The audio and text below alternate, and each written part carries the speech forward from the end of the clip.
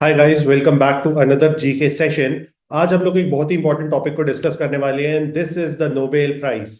ये वीडियो जो है ये 5 पार्ट्स में डिवाइडेड है और मैं चाहूंगा पांचों के पांचों पार्ट्स के बहुत अच्छे से नोट्स ले लो। सारे के सारे पार्ट्स छोटे छोटे से, लेकिन नोबेल प्राइज पे आपको 5 टाइप के क्वेश्चंस पूछे जा सकते हैं और वो सारे क्वेश्चंस को मैंने कवर किया है। एडिशनली लिंक इन डिस्क्रिप्शन में जाओगे तो इस पूरे टॉपिक के तुमको नोट्स मिल जाएंगे एंड पोर्टल पे माइंड मैप मिल जाएगा।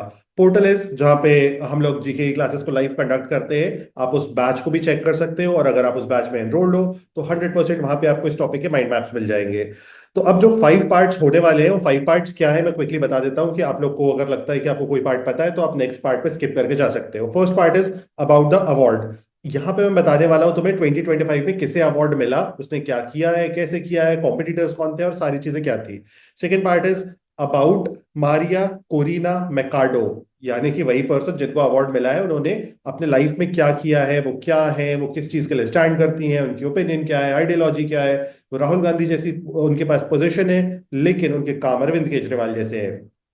थर्ड पार्ट जो होगा वो होगा प्राइस डिटेल्स एंड कंपोनेंट्स, यानी कि नोबेल प्राइज में क्या सारी चीजें मिलती हैं जो तुम्हें पता होनी चाहिए फ्रॉम योर एग्जाम पर्सपेक्टिव। उसके बाद होने वाला है नोबेल प्राइज के फैक्ट्स एंड लास्टली हम लोग डिस्कस करेंगे about Nobel prize. About Nobel prize में पीस प्राइज के बियॉन्ड कौन से सारे प्राइजेस होते हैं उनके बारे में डिस्कशन करेंगे। स्टार्ट करते हैं विद द फर्स्ट पोर्शन और मैं चाहूंगा कि तुम लोग लाइव क्लासेस में भी आओ। अगर चाहो तो बैच ज्वाइन कर सकते हो, it's your call. Otherwise free content enjoy करना है तो यहाँ पे तो कर ही सकते हो यूट्यूब चैनल पे। और अगर सब्सक्राइब करोगे तो मुझे बहुत अच्छा लगेगा और मैं बहुत ज्यादा मोटिवेट होऊंगा फर्दर इस तरह की चीजों को बताने के लिए। स्टार्ट करते हैं विथ द अवार्ड। मैं चाहूंगा तुम इसी तरह से नोट्स लो और इन्हीं 5 पार्ट्स में तुम्हारे पूरे नोट्स होने चाहिए। अगर तुम इस तरह से लेते हो तो मैं तुम्हें ये भी गारंटी दे सकता हूँ तुम्हारे एक पेज में ही पूरे नोबेल प्राइज के नोट्स हो जाएंगे। सबसे पहले तो अबाउट द अवार्ड। तो सबसे पहली और बेसिक चीज हम लोग को पता होनी चाहिए कि 2025 में ये अवार्ड मिला किसको है।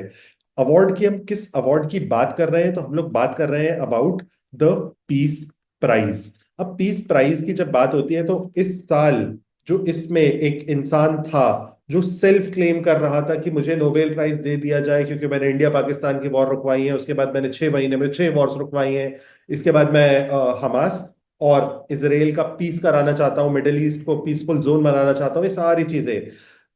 इन पर्सन का नाम है श्री डोनाल्ड ट्रंप।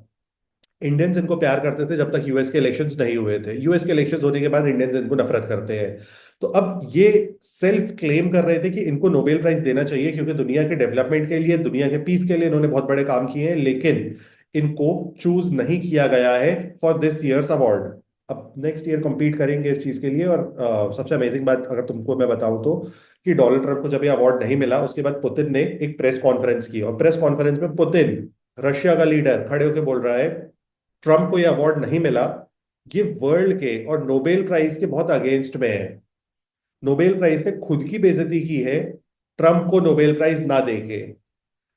छोड़ो ये सारी बातें, ये तुमको पूछा नहीं जाएगा, तुमको पूछा ये जाएगा। दीदी जिनको अवार्ड मिला है इनका नाम है मारिया कोरिना मैकार्डो। Machado। डिफिकल्ट सा नाम है लेकिन स्पैनिश नेम है। स्पैनिश नेम जब भी होंगे थोड़े से डिफिकल्ट होते हैं वो अपने आप में। तो इनको मिला है इस साल का नोबेल पीस प्राइज। आपको इस नाम को याद रखना है अब टिल योर एग्जामिनेशन, क्योंकि ये बहुत ही इंपॉर्टेंट नाम बन चुका है। अब पहली चीज जो इनसे रिलेटेड हम लोग को पता होनी चाहिए वो है कि ये वेनेजुएला की हैं। और दूसरी चीज जो हम लोग को पता होनी चाहिए इनसे रिलेटेड कि वेनेजुएला की ये फर्स्ट पर्सन है जिनको ये अवार्ड दिया गया है।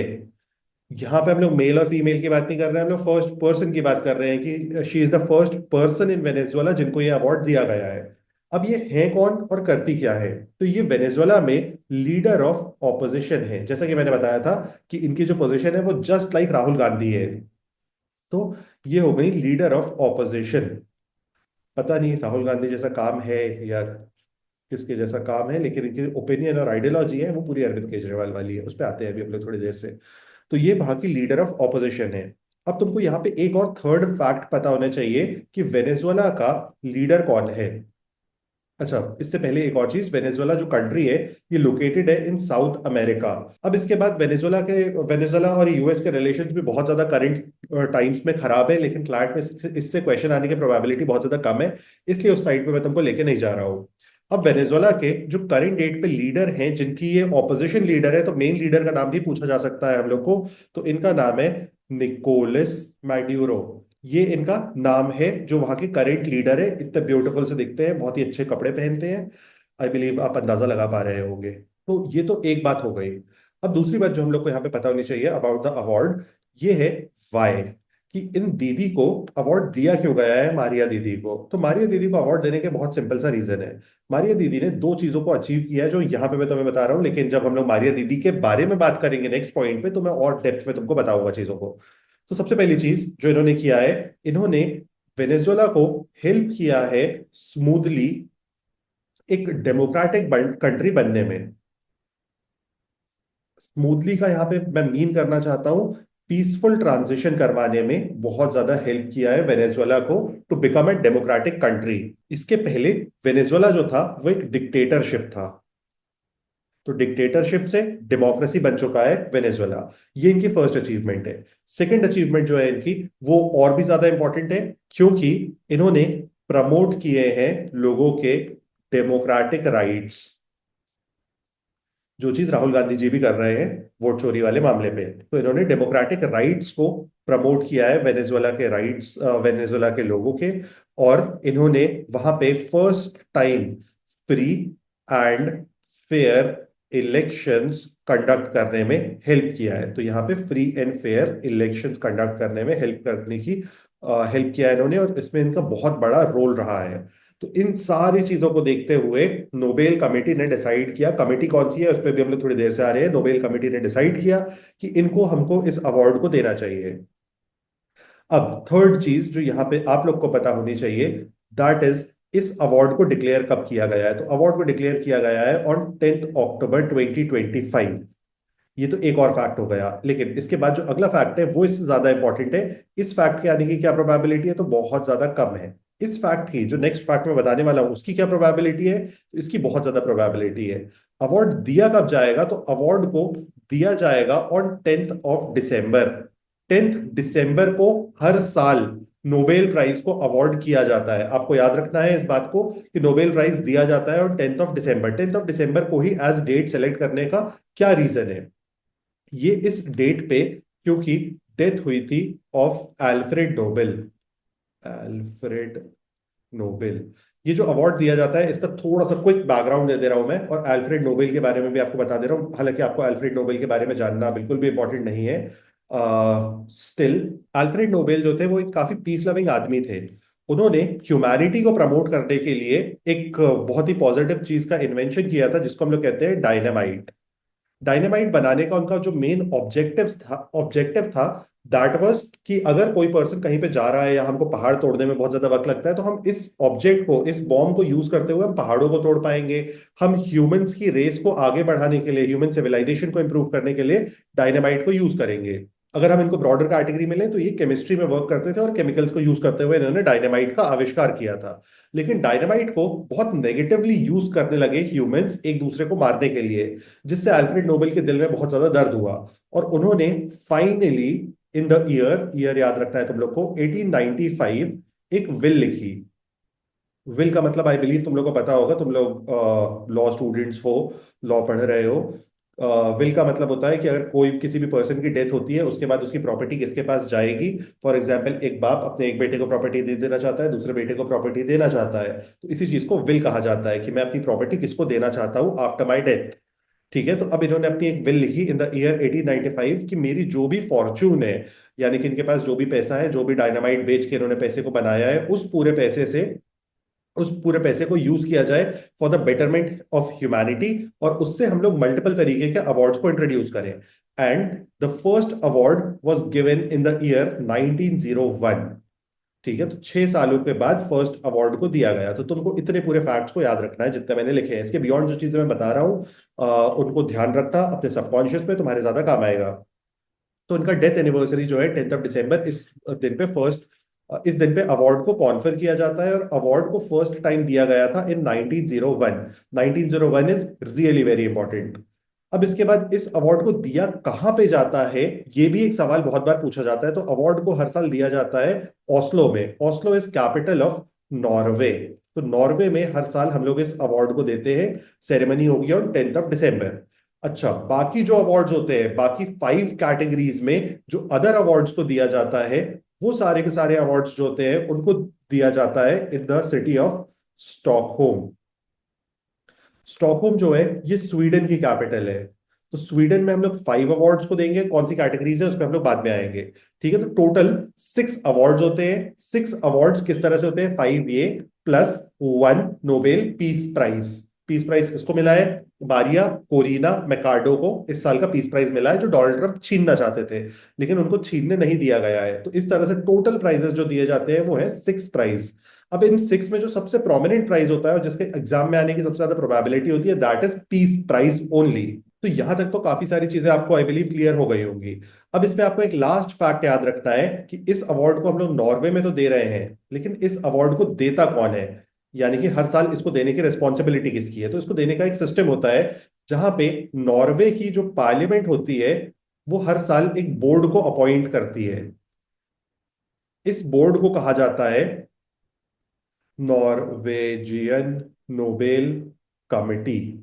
तो नॉर्वेजियन नोबेल कमिटी जो होती है ये फाइनली रिस्पॉन्सिबल होती है for awarding the Nobel prize. तो नोबेल प्राइज के लिए एक पर्सन को सेलेक्ट कौन कर रहा है? तो पर्सन को ये लोग सिलेक्ट करते हैं हर साल। और इस कमिटी को कौन बना रहा है? तो नॉर्वे की पार्लियामेंट बना रही है इस पर्टिकुलर कमिटी को। अवार्ड को कॉन्फर किस सिटी में किया जा रहा है? तो ओस्लो में किया जा रहा है। ओस्लो कहाँ पे है? नॉर्वे में है। बाकी सारे अवार्ड्स को कहाँ दिया जाता है? स्टॉकहोम में दिया जाता है। स्टॉकहोम कहाँ पे है? स्वीडन की कैपिटल है। आई बिलीव आप लोगों को पता होगा स्टॉकहोम सिंड्रोम के बारे में। स्टॉकहोम सिंड्रोम का मतलब होता है, इस टॉपिक से बिल्कुल भी रिलेटेड बात नहीं है, लेकिन सिर्फ मैं बताने के लिए बता रहा हूँ कि अगर एक लड़की को मैं किडनैप कर लेता हूँ कल को, और वो लड़की किडनैप होने के बाद मुझसे प्यार में पड़ जाती है, तो इस चीज को कहा जाता है स्टॉकहोम सिंड्रोम। इस पे बॉलीवुड ने बहुत सारी मूवीज भी बनाई है, जैसे कि आलिया भट्ट की एक मूवी है हाईवे। बहुत सारी लड़कियों ने देखा होगा, और लड़कियों की ये भी काफी आजकल फैसिनेशन होती है। तो it is one of the options for boys. मतलब मजाक में बोल रहा था भाई, तुम लोग सीरियसली मत ले लेना ये बातें। तो अवार्ड में तुमको सिर्फ इतनी चीजें पता होनी चाहिए जितनी चीजों को मैंने यहाँ पे लिखा है। इसके बियॉन्ड तुम्हें कुछ भी नहीं पता होना चाहिए। अब हम लोग चल रहे हैं सेकंड पॉइंट पे। Second point is about Maria Corina Machado. ये है कौन और किस चीज के लिए स्टैंड करती है? तो सबसे पहले तो मैं इनकी पॉलिटिकल ओपिनियन बताता हूँ तुम लोगों को, क्योंकि इनकी पॉलिटिकल ओपिनियन तुमको पूछी नहीं जा सकती एग्जामिनेशन में, लेकिन तुमको सुनने में शायद मजा आ जाएगी। जितने भी लोग पॉलिटिक्स एंजॉय करते हैं शायद उन्हीं को मेरे साथ मजा आती है बस। तो ये जो पर्सन है, अच्छा बाय द वे, मैं लेफ्ट राइट बीजेपी कांग्रेस कहीं का नहीं हूँ। मैं वोट भी नहीं देता हूँ इसलिए। तो मारिया कोरिना मैकार्डो जो है, इनकी एक चीज तो मैंने तुमको बता दी थी कि ये वेनेजुएला की हैं। वेनेजुएला के होने के बाद इनकी जो पॉलिटिकल ओपिनियन है वो काफी ज्यादा बेहतर है आधी दुनिया से। इनका बोलना है मैं लेफ्ट और राइट दोनों के जो अच्छी चीजें हैं उनको अडॉप्ट करना चाहती हूँ, विच इज मैं स्टैंड करती हूँ सेंटर पे। तो इनको कहा जा सकता है कि एक सेंट्रिस्ट है, जस्ट लाइक रणवीर अलाहाबादिया। वो भी खुद को सेंट्रिस्ट बताता है, अगर तुम लोगों ने उसका कभी कोई पॉलिटिकल पॉडकास्ट देखा है तो। नेक्स्ट चीज इनसे रिलेटेड जो तुमको पता होनी चाहिए कि ये नेशनल कोऑर्डिनेटर हैं ऑफ वेंटे, वेंट या वेंटे जो भी रीड करते हैं इसको, वेंटे वेनेजुएला। वेंटे वेनेजुएला जो है, ये लोग इसको रजिस्टर करना चाहते थे एज अ पॉलिटिकल पार्टी, लेकिन वहां पे गवर्नमेंट ने इसको रिकॉग्नाइज नहीं किया है एज पॉलिटिकल पार्टी। और इस ऑर्गेनाइजेशन की ये को फाउंडर भी हैं, जस्ट लाइक अश्नीर ग्रोवर और भारत पे। तो इसकी ये को फाउंडर हैं। थर्ड चीज, ये वहां के नेशनल असेंबली की, यानी कि वहां की जो पार्लियामेंट है, लोकसभा राज्यसभा है, उसकी मेंबर रह चुकी हैं पहले एक बार, फ्रॉम द ईयर 2010 टू 2015। एक दो चीजें जो मैं तुमको बता चुका हूं ऑलरेडी कि इन्होंने हेल्प किया है वेनेजुएला को to become a democracy from dictatorship. वो एक बहुत ही इंपॉर्टेंट पॉइंट है, तुमको उसको ध्यान रखना है। इनके ऑपोजिशन का लीडर कौन है तुमको ये भी ध्यान रखना है, और ये करेंटली ऑपोजिशन की लीडर हैं भी। इस बात के बारे में भी तुमको पता होना चाहिए। अब इनकी अगर बेसिक अचीवमेंट्स देखोगे तो एक दो अचीवमेंट्स तुम्हें पता होनी चाहिए जो एग्जाम पॉइंट ऑफ व्यू से इंपॉर्टेंट है। इनका जो एक आइडियोलॉजिकल स्टैंड भी है, और जिसपे इन्होंने काफी सारी अचीवमेंट भी की है, कि वहां की वेनेजुएला की जो ऑयल इंडस्ट्री है उसके प्राइवेटाइजेशन के हित में है ये। प्राइवेटाइजेशन का मतलब होता है कि प्राइवेट कंपनीज आके ऑयल इंडस्ट्री को ऑपरेट कर सकती हैं, उसमें पार्टिसिपेट कर सकती हैं, यानी कि प्राइवेट प्लेयर्स भी ऑयल बेच सकते हैं। और वेनेजुएला तो उसके बहुत ज्यादा फेवर में ये पर्सन है। लेकिन वहाँ की गवर्नमेंट जो है वो उसके काफी अगेंस्ट में है इस आइडिया के। वो गवर्नमेंट का ये ओपिनियन है कि सिर्फ गवर्नमेंट के पास ये पावर होनी चाहिए, स्टेट के पास पावर होनी चाहिए, लेकिन इनकी ओपिनियन है कि प्राइवेट कंपनीज को भी ऑयल बेचने के राइट्स होने चाहिए, जिससे हमारी कंट्री की इकोनॉमी फास्टर ग्रो होगी। सेकेंडली, ये इकोनॉमिक लिबरलाइजेशन को बहुत ज्यादा फेवर करती हैं। Economic liberalisation, just like Modi ji बहुत सारी एफडीआईज को अलाउ कर रहे हैं इंडिया के अंदर, जैसे उन्होंने न्यूक्लियर में भी एफडीआई को अलाउ किया है। मैंने वन ऑफ द वीडियोस में बताया भी था तुम लोग को, आई बिलीव तुम लोगों ने देखी होगी, ये दूसरी वाली वीडियो भी जो इसके जस्ट पहले आई है जीके की। उसके अंदर हम लोगों ने बात की थी कि किस तरह से मोदी जी ने अलाउ किया है न्यूक्लियर में, न्यूक्लियर एनर्जी में 49% प्राइवेट इन्वेस्टमेंट को। इसी तरह से ये भी इकोनॉमिक लिबरलाइजेशन के बहुत ज्यादा फेवर में है, क्योंकि लेफ्ट और राइट दोनों साइड पे स्टैंड नहीं कर रही है, सेंट्रिस्ट हैं। थर्डली एंड वेरी इंपॉर्टेंट, जो इनका आइडियोलॉजिकल स्टैंड पॉइंट है यहाँ पे, ये बहुत ज्यादा इंपॉर्टेंट है। ये री एंगेज करना चाहती हैं with international financial institutions. International financial institutions का मतलब होता है just like world bank, IMF. इनसे बहुत ज्यादा दूर हो चुका है वेनेजुएला। तो अब इनकी कोशिश है कि वेनेजुएला इनसे क्लोजर आए फिर से। हम आईएमएफ वर्ल्ड बैंक इनसे क्लोजर रिलेशनशिप को बिल्ड करें और इनके साथ वेनेजुएला को बेटर बनाने की कोशिश करें। तो ये कुछ बेसिक सी चीजें थी जो तुमको इस पर्सन के बारे में पता होनी चाहिए थी। कुछ चीजें मैंने पिछले वाले पॉइंट में बताया है, तुमको उस बात का भी ध्यान रखना है। वहां पे मैंने दो पॉइंट्स बताए थे, वो दोनों पॉइंट्स तुम्हें पता होने चाहिए। अब हम लोग मूव करते हैं towards third point. Third point is price details and components. यानी कि किसी भी पर्सन को अगर नोबेल प्राइज मिल रहा है तो उसको क्या क्या सारी चीजें मिलेंगी, और इसमें से हमारे एग्जाम में क्या क्या चीजें पूछी जा सकती हैं। तो सबसे पहले तो प्राइज में थ्री कंपोनेंट्स होते हैं। थ्री कंपोनेंट्स का मतलब है तीन पार्ट्स में ये प्राइस डिवाइडेड होता है। फर्स्ट पार्ट जो होता है इसका, वो होता है एक गोल्ड मेडल। आई बिलीव तुम लोगों ने इस गोल्ड मेडल को तो देखा ही है अपने जीवन में आज तक कभी ना कभी। सेकंड कंपोनेंट जो होता है इसका, वो होता है कैश प्राइस। देखो, कैश पे ही दुनिया चल रही है, और कैश प्राइस कितना मिलता है तो तुम्हें इसको भी याद रखना है, 11 मिलियन करोनर। अगर इसको इक्वेट करोगे तो ये होता है 11.2 million US dollars. US dollars के टर्म्स में तुमको याद नहीं रखना है, तुमको क्रोनर के टर्म्स में याद रखना है। तो ये मिल गया कैश प्राइस। थर्ड चीज मिलती है एक डॉक्टरेट। डॉक्टरेट का मतलब क्या होता है, जब भी आप ग्रेजुएट होते हो, आई बिलीव आपने आज तक किसी न किसी की ग्रेजुएशन सेरेमनी को देखा होगा, वहां पे बड़ी सी डिग्री दी जाती है जिसको हम लोग डिप्लोमा कहते हैं। तो ये एक पर्सनल डिप्लोमा मिलता है जो भी पर्सन इस अवार्ड को जीतता है, डिप्लोमा। तो ये तीन कंपोनेंट्स होते हैं इस प्राइस के। अब इस प्राइस में अगली क्या चीज पूछी जा सकती है तुमको, वो है इंस्क्रिप्शन। देखो, एक साइड पे तो अल्फ्रेड नोबेल की फोटो होती है, ठीक है, लेकिन इसके साथ ही एक इंस्क्रिप्शन होता है, यानी कि इसके ऊपर एक चीज लिखी होती है, एक मैसेज लिखा होता है। इस मैसेज पे कई बार क्वेश्चन आ जाता है, ये बाई चांस वाला क्वेश्चन है, लेकिन तुमको पता होना चाहिए, क्योंकि इतना पढ़ रहे हो तो एक और चीज पढ़ लोगे तो क्या ही चला जाएगा। इसको कहा जाता है for piece and fraternity among people. For piece and fraternity among people, इसके ऊपर लिखा होता है। हमको क्वेश्चन पूछा जाता है इस पे क्या इंस्क्रिप्शन है, तो इंस्क्रिप्शन को आपको याद रखना है, for piece and fraternity among people, यानी कि सारे लोगों के बीच में पीस रहे और ब्रदरहुड बना रहे। नेक्स्ट हम लोग आ जाते हैं कुछ की फैक्ट्स पे, जो फैक्ट्स आपको in relation to Nobel prize पता होने चाहिए। तो इसमें से जो first and very important fact है, that is total number of Nobel prize, Nobel peace prize आज तक वर्ल्ड में कितने दिए गए हैं। तो by 2025 total number of prizes जो डिस्ट्रीब्यूट किए गए हैं, दैट इज 143। तो 143 पीपल को आज तक ये प्राइज दिया है। ये नंबर ऑफ पीपल है, नंबर ऑफ इंडिविजुअल्स हैं जिनको ये प्राइज मिला है।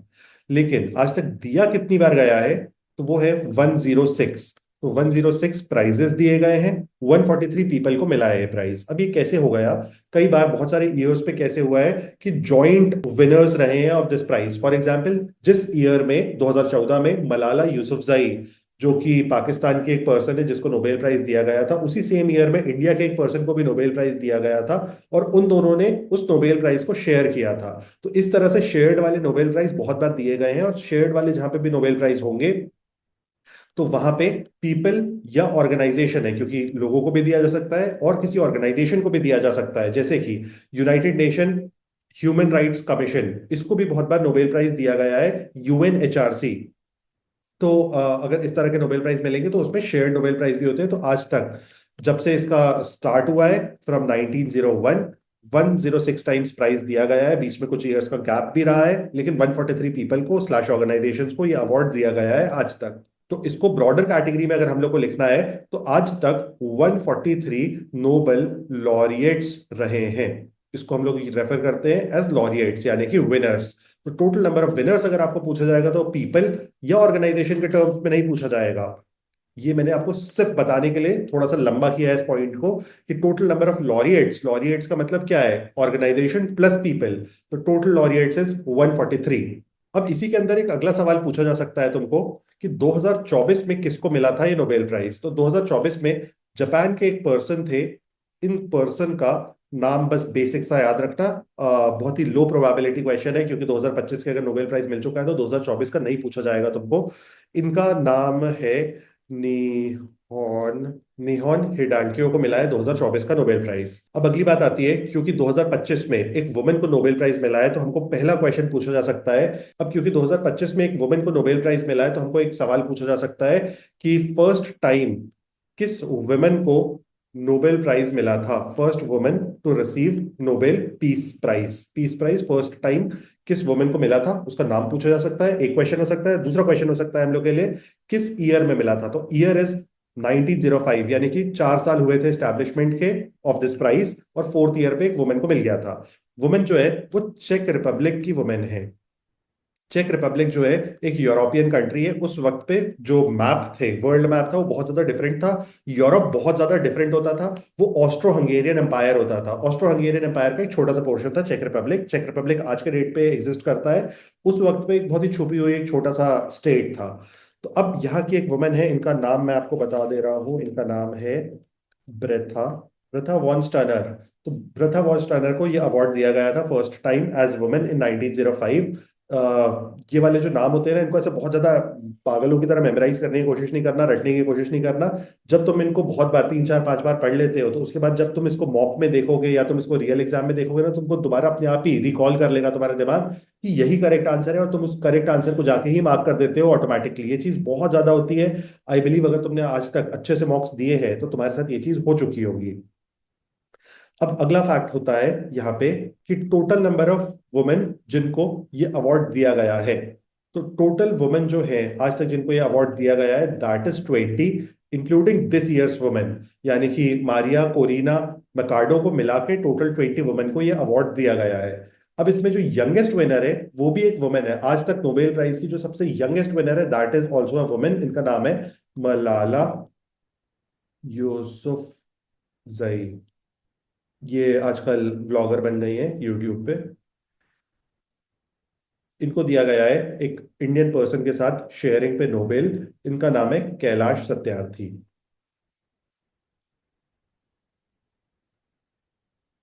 इन दोनों पर्सन्स को 2014 में नोबेल प्राइज दिया गया था। इस बात को भी ध्यान रखना, क्योंकि ये इंडिया के साथ शेयर्ड है इसलिए इंपॉर्टेंट है। लेकिन इंडिया पाकिस्तान के रिलेशन इतने अच्छे नहीं है, इसलिए मुझे नहीं लगता कि ये क्वेश्चन तुमको पूछा जा सकता है। लेकिन तुम्हें सिर्फ पता होना चाहिए। अब यहीं पे फैक्ट्स में एक लास्ट क्वेश्चन आता है जो तुमको पूछा जा सकता है। मतलब मुझे ऐसा लगता है कि तुम्हें पूछा जा सकता है कि इंडिया से कौन कौन विनर्स रहे हैं आज तक नोबेल पीस प्राइज के। तो इंडिया के आज तक सिर्फ 2 विनर्स रहे हैं of Nobel peace prize. First person जिनको ये अवार्ड मिला था इंडिया में, that was Mother Teresa. Mother Teresa ने लाइफ में अपने क्या किया था तो शायद तुम लोगों को पता होगा। ह्यूमैनिटी को सर्व किया था। एक बार उनके पास राम आया था, और राम की बहुत बुरी हालत थी, राम को कैंसर था। तो मदर टेरेसा ने उसकी इतनी सेवा की कि राम आज तक मरा ही नहीं है। सेकंड पर्सन जिसको ये अवार्ड मिला है इंडिया में, दैट इज कैलाश सत्यार्थी। कैलाश सत्यार्थी। इसके बाद तो नोबेल प्राइज जो दिया जाता है, ये टोटल 6 फील्ड्स में दिया जाता है। अब इस साल इन सारी फील्ड्स में किन लोगों को नोबेल प्राइज मिलने वाला है, उसके लिए तुम लोग नोट्स को चेक कर सकते हो, क्योंकि उनमें से हर एक पर्सन को डिस्कस करना बहुत ज्यादा सेंस नहीं बनाता है। उसके क्वेश्चन आने की प्रोबेबिलिटी बहुत ज्यादा कम है। सबसे इंपॉर्टेंट होता है नोबेल पीस प्राइज। सेकंड होता है नोबेल फॉर लिटरेचर। थर्ड होता है फिजिक्स। फोर्थ हो गया केमिस्ट्री। फिफ्थ होता है फिजियोलॉजी और, यहाँ पे एंड लिख दिया मैंने, फिजियोलॉजी और medicine. Correct word is physiology, not medicine. The last Nobel prize जिसको इंट्रोड्यूस किया गया है 1968 में, दिस इज इकोनॉमिक साइंसेज। याद रखना, इकोनॉमिक साइंसेज इसको कहा जाता है। सिक्स नोबेल प्राइज को इसको इंट्रोड्यूस किया गया है 1968 में। 1968 अगेन तुम्हारे लिए बहुत ही इंपॉर्टेंट ईयर होगा, जिसको तुम्हें ध्यान रखना है। अब ये जितने भी पांच अवार्ड्स हैं जिनको यहाँ पे मेंशन किया गया है, जिनको मैं टिक कर रहा हूं, ये सारे के सारे अवार्ड्स को अवार्ड दिया जाता है स्टॉकहोम में। जो कि मैंने बताया, स्टॉकहोम में ये अवार्ड्स दिए जाएंगे। इस पीस प्राइज को दिया जाता है ओस्लो में। Oslo is capital of Norway, Stockholm is capital of Sweden. अब इन अवार्ड्स को हर साल कौन देता है, तो उसके लिए इस चीज को स्क्रीनशॉट ले लो, तुम्हें पता चल जाएगा कि कौन कौन किस अवार्ड को दे रहा है। एंड फर्दर इसके ऊपर अगर तुम्हें क्वेश्चंस चाहिए तो व्हाट्सएप कम्युनिटी ज्वाइन कर लो। व्हाट्सएप कम्युनिटी पे मैं इससे रिलेटेड क्वेश्चंस को शेयर कर दे रहा हूँ। और आई बिलीव तुम लोगों को काफी सारी चीजें समझ आ गई होंगी। बहुत ज्यादा कॉमन टॉपिक है नोबेल प्राइज, बहुत सारे लोग इसको बहुत ज्यादा कॉम्प्लिकेट करते हैं, इसलिए मुझे लगा कि थोड़ा सा इजियर बनाना चाहिए। और फालतू की जो दुनिया भर की चीजें तुम लोग पढ़ते हो नोबेल प्राइज को, वो सारी पढ़ने की जरूरत नहीं होती है तुम्हें।